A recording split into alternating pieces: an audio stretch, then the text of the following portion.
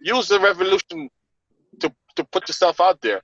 You know, that's what we need to be talking about right now is revolution, and it may sound militant because it is. You know, we going through some things right now. We shouldn't let up and let the fire burn out. We should just keep that fire burning. You know what I'm saying? So us men, head of our households or not, whatever the case is, but we should really emphasize that to our families, to our children, to whoever. This should not be taken lightly. It's not gonna happen again no time soon. Come on, the world shut down. Then the tragic of the brother in Minneapolis, and then guess Floyd. what? Floyd. We getting some things that we wanted for a long time. So we got to keep going. We got to keep going. We got to keep fighting, and we got to keep them on their toes, and keep ourselves on our toes too. Because I think I was talking to Jamil earlier.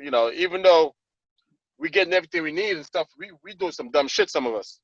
New York right now, man, the crime in New York is crazy right now. We killing ourselves. So we can't expect people to have our backs because we can't change the world by ourselves. It's not enough of us. We need their help. So we can't give them a reason to say, why are we helping these people who don't even care about themselves? They killed, how much people got killed in Chicago the other weekend? It's crazy. We gotta, I wouldn't say this to a white person, but I'll say it to y'all. Black lives gotta matter to us. Because we talking about Black Lives Matter, it does, but not when we're doing this lawlessness that we're doing to ourselves. I mean, we've been doing it, So we gotta really change that narrative, and we gotta put things in perspective so these people can understand that we are serious about this change.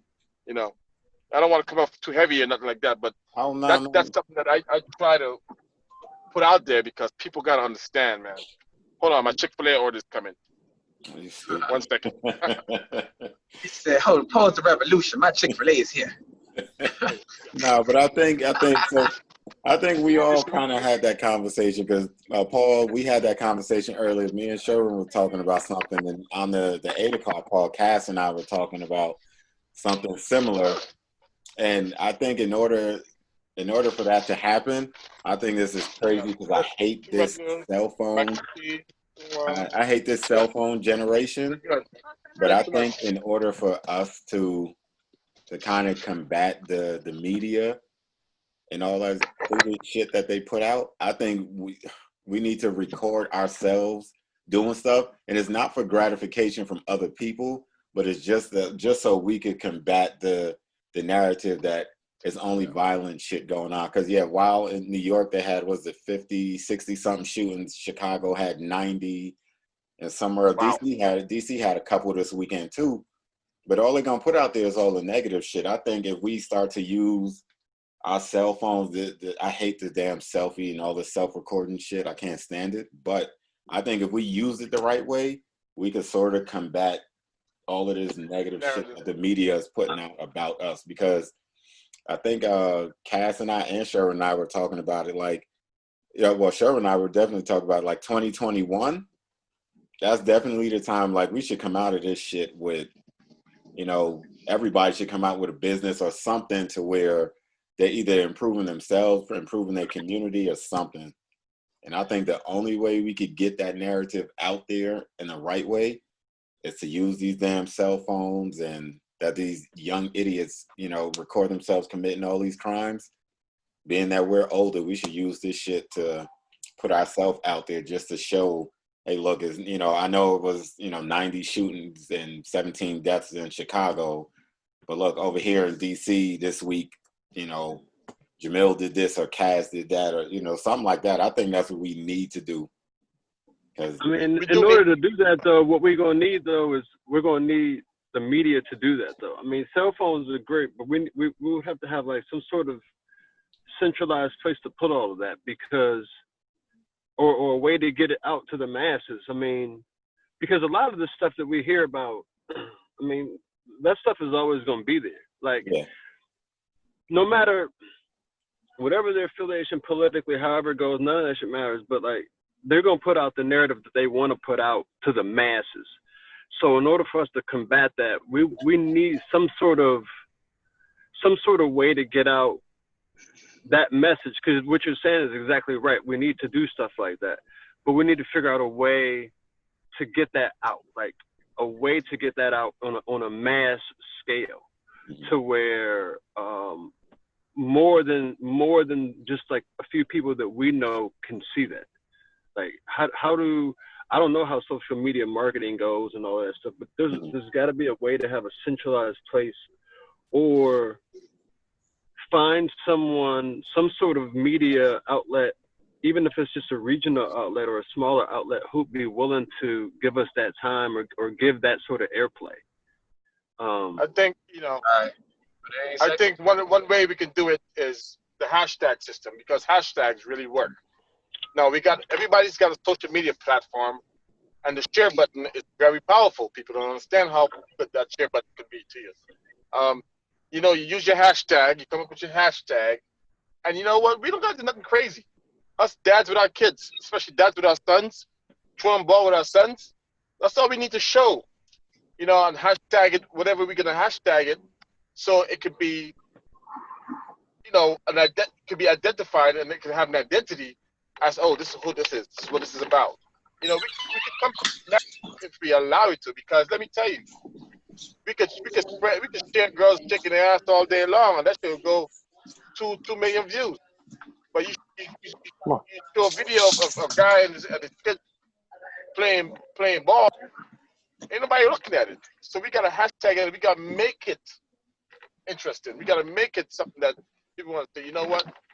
This is what it is. Let me tell you a quick story. I was in Joe's Crab Shack in Jacksonville Beach, I think 2 weeks ago. So my wife, my son, and I are there, and I have an 8-year-old son.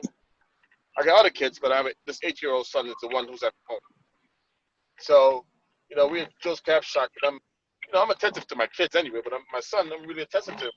I don't eat crab and none of that seafood stuff, but I'm breaking it up, and I'm, giving it to him, and, helping him with the stuff. And these white people just over there just staring at like, oh, look, he's actually, I don't know what they're saying or thinking, but the way it appeared to me is like they're saying, oh, wow, this guy's taking care of his kid, and that shouldn't even be. That should be like a normal thing.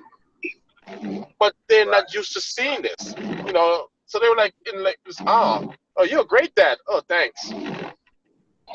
That's I'm just that. That's because I think and it's like Cal said, we don't own a lot of outlets or any really right now. And I think that's because everybody else gets to spin the narrative of us. It's either they're doing something with these, with these dumbass rappers that's putting out all of this foolishness, or you got, and we touched on it earlier, Cass, or you got some idiot like Terry Crews saying something stupid, and that's what they want to grab onto, because it's more, that's negative. Even though what Terry Crews said, if that's his personal opinion, that's his personal opinion. But what he's saying is detrimental to all of us. But they look at. No, but I don't think we should take. I don't mean to cut, but I don't think we should take these people seriously. We should not. They're just an individual with you and I with an opinion.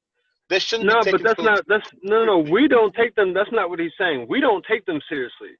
What he's saying though is that the media uses them to portray that image to the masses who follow that media. So that's the message that's being put out to the people who want to actually follow that message. I mean, I think that's what you're trying to say, Jamil. Yeah, because he has, like, for me, I'll say I have 500 followers. Out of the 500 followers, there's probably only 20 to 50 maybe that I actually, that actually pay attention to anything going on. But for him, he has, let's say, 2.5 million followers. Anything he says, they're going to gravitate towards, they're going to put that out because they know his fans, they'll pop on and say, oh, well, what did he say today? Even if his fans disagree, let's say if 1.2 million disagree with him, that's still 1.2 million clicks that they're getting to disagree with him. so like you said, as far as, you know, you doing that with your son at the place, of course they look at it and see it as weird because all of the sickness that they see or hear about us is there are no fathers in the household and all this craziness. And that's something that, and, you know, that's something that we as a people need to really address. Every election, we always have these things. Okay, well, black issues, incarceration, welfare reform. That's not my issue, bro. That's not your issue. That's not Sherman's issue. You know, so, you know, it's a false narrative that they push on us, and then we just go with it. And you have these Democratic pundits jumping on these shows, agreeing with some of this foolishness, and it really irks me to see it because I live in an upper middle class place in Georgia. Sherman does too. Jamil, you live in a suburban Maryland. You know, we come from where we come from. We come from the hood, but that's not our story. You know what I'm saying? If T wants to move to the field, he can because he got that loot. But you know, he's comfortable wherever he's comfortable at. But that's not it. We're not that what they're trying to portray us to be. And no one shuts that down when they come up with this reform for prison reform. Who gives a crap? I know one person in prison. One. No, I mean, but that matters though. I mean that. Don't get me wrong, but that's not our entire issue. Matter of fact, black people is more in line with the conservatism than we are with anything else. We are mostly anti-gay. We are mostly religious folks. We are mostly physical conservative people. Mostly. This narrative that we are this liberal bunch of people who fall for anything, that's not true. Black people were the ones who were fighting against gay marriage more than anybody.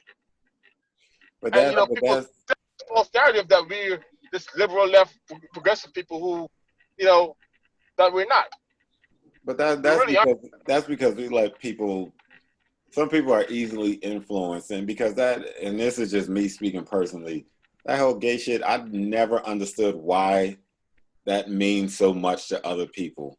That's not I don't, like you said, the same way we don't understand we understand the whole prison reform stuff, but it doesn't impact us because we're not living in that environment or in that world.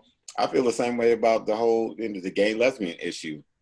We spend so much time, we as black folks spend so much time fighting against that when that has nothing to do with us. If you're gay, you're gay. That's your business. It has nothing to do with me. It does not impact me. It does not impact my kids. I'm like, yeah, they forcing shit on TV, but I could still turn the damn channel, turn the TV off, block the station if I need to through my, through the. Let me just interject one think thing. That stuff does. Go ahead. Well, let me just interject real quick. Mm-hmm. For us in my school district, they try to teach your kids that mommy is a family and daddy is a family, and we have to tell them now. Well, that's for us to teach our kids those kind of lessons. That's not for the school because they came with it. They did try, so you do got to be aware. You know, they're trying to teach your kids about acceptance, which is fine, but you don't tell my kids how they should. That's for my job. Let me tell my kids what I feel when it comes to those type of things. You know, but they did try. But yeah, Jimmo. No. But the only thing I was saying was that we need to find better things to attach and align ourselves with instead of just following the narrative, because the media will throw something out there and a lot of us will sit up there and chase behind what the hell the media throw out there, because like I said, the whole gay marriage issue, all that type shit, I get it. It means something to a certain degree, but at the end of the day, it's not impacting me. And it sounds selfish, but that's just what it is. Just like when it comes to voting, at least for me, somebody asked me, are you a Republican or Democrat? I'm voting for my personal interest. Because at the end of the day, like I said, this thing about it, when I was working at Lockheed, I was making six figures. I said, shit, if I knew it was going to turn out the way it turned out, I'm being sarcastic here, but shit, if I knew it was going to turn out the way it turned out, maybe I would have voted for Bush.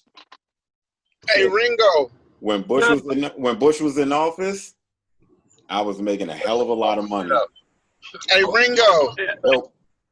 So, question for you, my brother. So, the gay issue for me personally has been a struggle. Although, since my spiritual foundation has gotten a lot better, I've embraced it. But it may not affect you directly. But what if your sons or one of your sons one day said, "Dad, I'm gay"?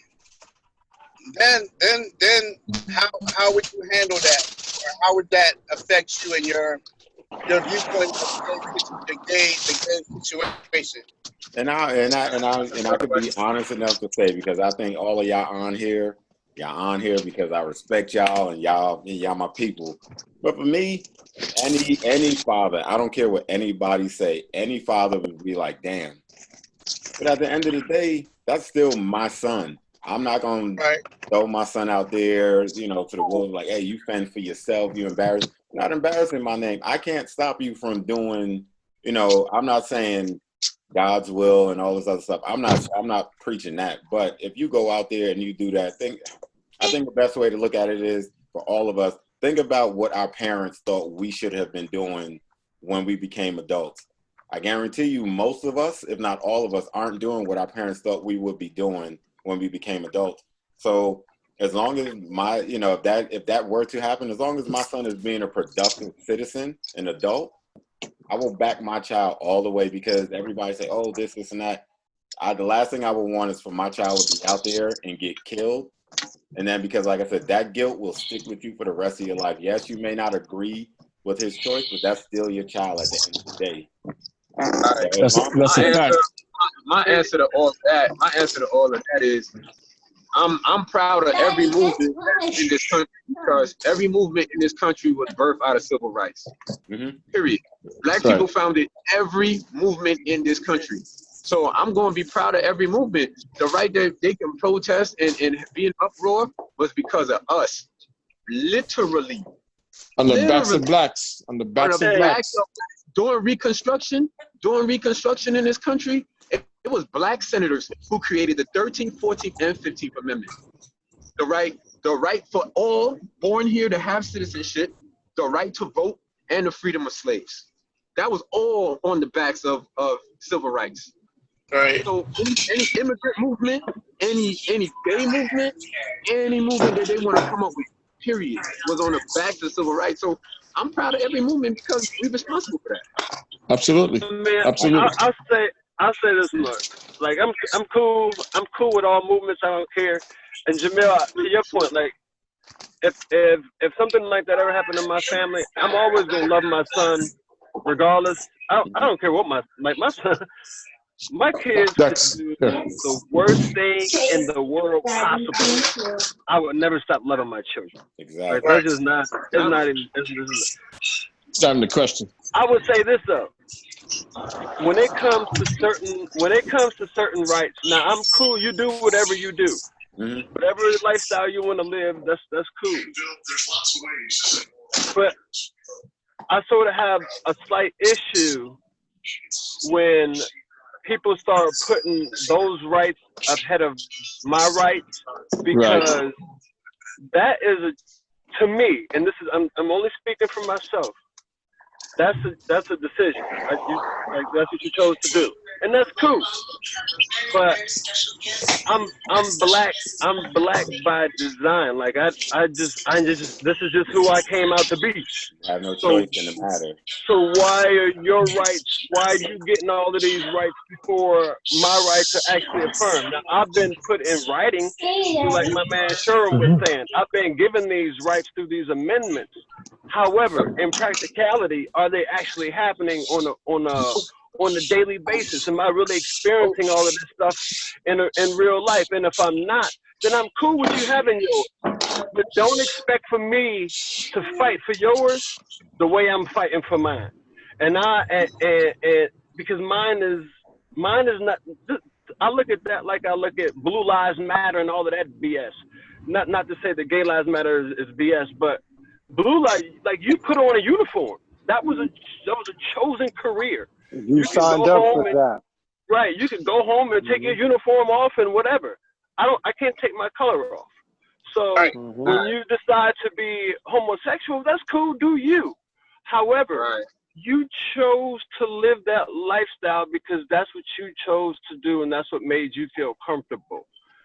I didn't choose to live black. I am excited and I'm happy and I'm blessed to be black. Don't get it twisted.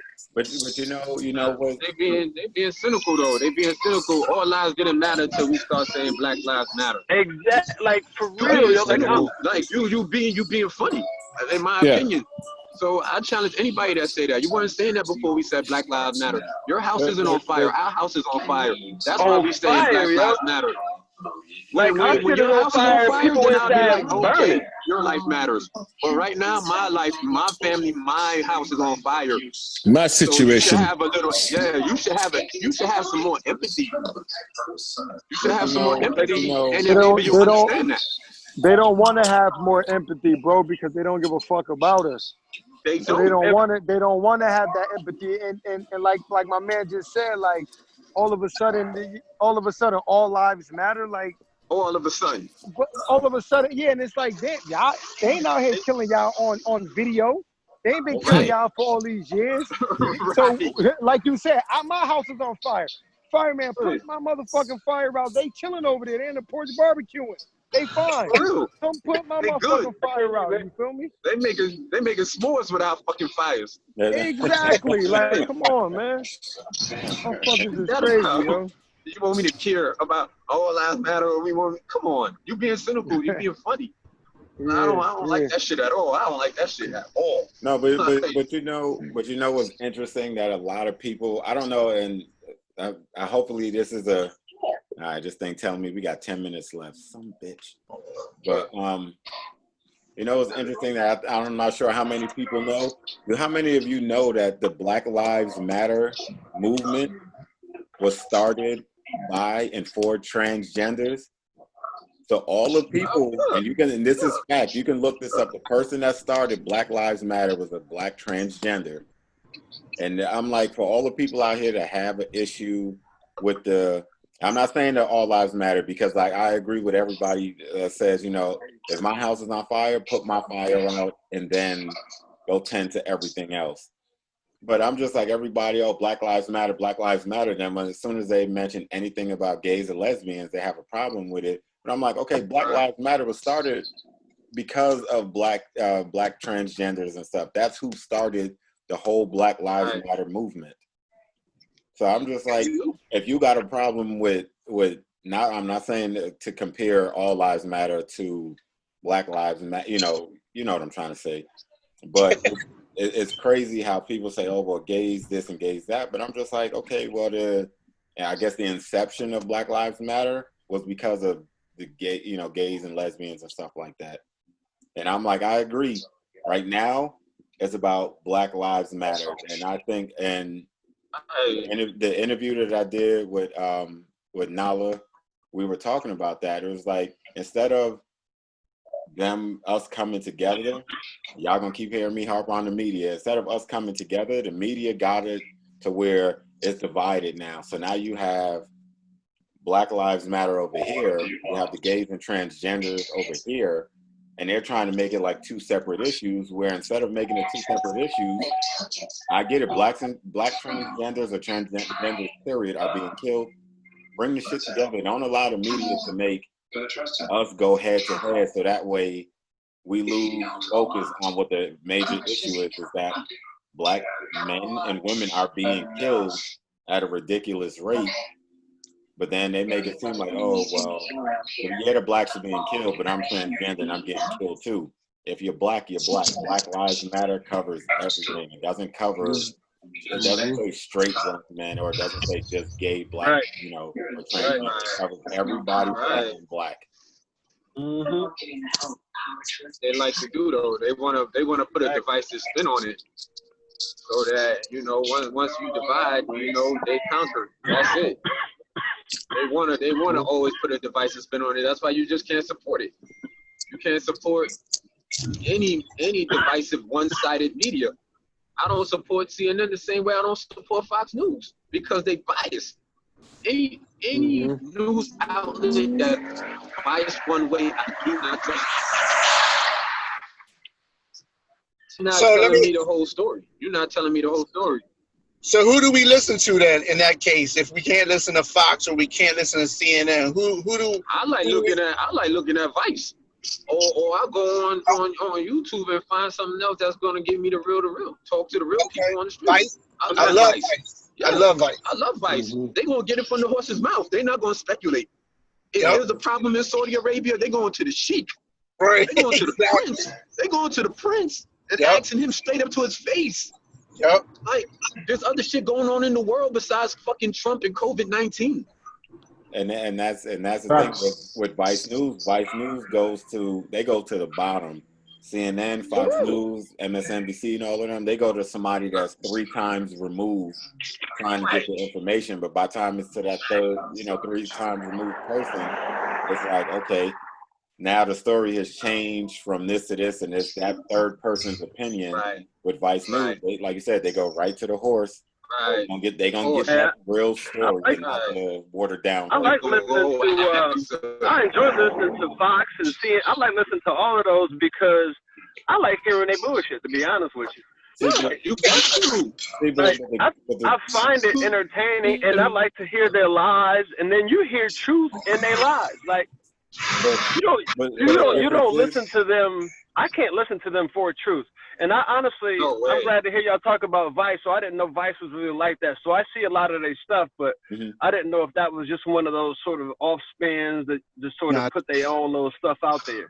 So so I'm glad to hear y'all say that. So I'll start paying more attention to that. Vice is a real deal. Vice is a real deal. So I did a lot like what Sherwin would do. Like I would go on YouTube and just start Googling different, and putting different things in and listening to different people speak about things. But I enjoy going to CNN and Fox and MSNBC and listening to their stuff and reading all of the differences between what they're talking about. Like one will say this and then the other one will say the exact opposite. And I like looking at that shit because it's like y'all are supposed to be news outlets giving out news and y'all give out the exact opposite type of information. Like what are y'all's real plan? So then it sort of makes you understand that they're not here to give you what's real. There's a bigger plan at hand. So then you go to like YouTube and all those other stuff, and that's when you start coming across all this other, like you say, world news, where you're looking at it from a whole different perspective than, like my man was just saying, looking at Trump and COVID and all of that stuff. It's very interesting. Most of the news today is opinionated. They're not news. They're giving you opinions. Swear your mind to their opinion, to their way of thinking. They're not giving you facts. Even MSNBC, sometimes I'll be like, "Yo, y'all really doing this?" The Trump said one thing, but they're really twisting the words to make it to put out their narrative. I'm like, damn. Y'all know better than Fox in that sense. If you ever look at CNN, they'll never show a picture of Trump smiling. Never. Never. You would think this is the most grumpiest man on the face of the fucking planet. They'll never show a picture of this nigga smiling. Like, for real? Like, he never smiles? Never. Like, come on. Why are you trying to sway me in this way? You know what I'm saying? But I think part of the issue that we would run into is that we're thinking with rational minds. Like, we can watch stuff, like Cass said, we can watch stuff for entertainment value. Other people watch it and they're taking it as gospel. And for me, like you said, so I might peek at Fox. I don't like Fox News, but I can peek at Fox News and go, okay, hear what they got to say. And then, like I said, jump over to MSNBC and CNN and just hear what they got to say. But we can make, for us, I'm just speaking for the people on here, we can disseminate and say, all right, this is bullshit. This is, I trust this news more than this. And like you said, that's why Vice is so important, because Vice doesn't fall into either category. They're not saying, they might say Trump is this or Trump is that, but at the end of the day, they're going for fact. They're gonna go to that bottom level and they're gonna talk to it. Because the easiest comparison I can make is like when my man Omar from The Wire, when he did that one where he was talking about how the guns come into the country and all that shit, he didn't go talk to people from ATF. He went to Newark and he was out there with these people with they, you know, with their face all covered up and everything. They went to the bottom of the barrel. They said, we're gonna go right here to the hood. We're gonna talk to these people. And that's what CNN, MSNBC, and Fox News and all, that's what they don't do. And that's what separates Vice and makes them more easy to retain than all the other ones. If this thing cut off, I apologize, fellas. I think it says we're down to less than a minute. Where did Vice come from? Because I think Paul was saying it earlier, like showing black men in a different way, and then the conversation got to like, how do you do that? So where did Vice start from? I think it was a dude like literally in his living room or some shit like that. Like he's from Brooklyn, I think. Like, and these dudes, they were just like freelance reporters, and they came together, they pooled their money together, and they show. You know, so like, so again, like, so how did they, like, so if they did it, then what would be? They were brave enough to go when nobody else wanted to go.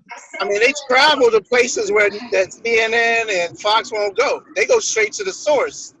That's no, I get that point, but how did they get out there? So how did they start building their brand? Like, so to Paul's point, if you start small, like if you start showing stuff, how did they get it out there? Was it hashtags? Hashtags, YouTube, and then after a while, after they, like we were talking about with the stocks and stuff, it's a long-term investment. So they started out on YouTube and stuff, and with the hashtags, then eventually they made their way to HBO. Yes, I thought HBO picked them up. Right. And then once HBO picked them up, then they kind of branched off and did their own thing. Because you can go to Hulu and watch a lot of their stuff on Hulu. Yeah, they're not even with HBO no more. Yeah, they